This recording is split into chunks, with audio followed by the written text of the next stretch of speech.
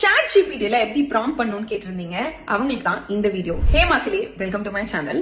So ப்ராம்ப்டிங்னா என்ன அப்படின்னா, எனக்கு ஒருத்தர்ட்ட இருந்து பதில் வரணும், இல்ல அவங்க சொல்லணும்னு நினைக்கிறத நம்ம சொல்ல வைக்கணும்னா அவங்கள கொஞ்சம் தூண்டணும். அந்த மாதிரியான விஷயத்த ப்ராம்ப்ட்னு சொல்லுவாங்க. சாட் ஜிபிடில ப்ராம்ப்ட் அப்படின்னா கரெக்டான இன்புட் கொடுக்கறத ப்ராம்ப்டிங் அப்படின்னு சொல்லுவோம். சோ ஃபர்ஸ்ட் திங் பாத்தீங்க அப்படின்னா, ஒரு மெயிலோ ஏதோ ஒன்னு எழுதுறீங்க அப்படின்னா ரீரைட் இட் ப்ரொஃபஷனலி. இது ஃபர்ஸ்ட் ப்ராம்ப்ட். ப்ரொஃபஷனலா எழுதி கொடுத்துரும். ரொம்ப கோவமா நான் எழுதிட்டேன், பட் அது கோவமா இருக்க கூடாது அப்படின்னா அப்ப நீங்க சொல்லலாம், keep it very respectful and rewrite it in a very calm tone அப்படின்னு சொன்னீங்கன்னா டொனாலிட்டியை மாத்தி அது கொடுக்கும்.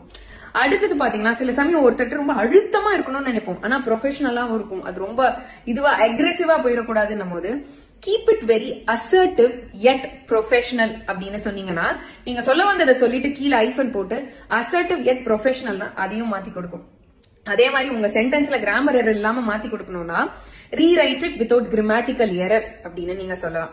இதெல்லாம் ப்ராம்ப்டிங். இது இல்லாம ஒரே ஐடியில இருந்து திருப்பி ரொம்ப டீடைல்டா அதுகிட்ட நீங்க கேட்க ஆரம்பிக்கும் போது நீங்க என்ன எதிர்பார்க்கறீங்கன்னு அது புரிஞ்சுக்க ஆரம்பிக்கும். That is training. சோ புரிஞ்சிருக்கும்னு நினைக்கிறேன். கேப்ஷன்ல டீடைல்ஸ் கொடுக்குறேன். இந்த மாதிரி மோர் இன்ட்ரெஸ்டிங் வீடியோஸ்க்கு லேர்ன் வித் நண்டி என் பேஜை மறக்காம ஃபாலோ பண்ணிடுங்க. பை மக்களே.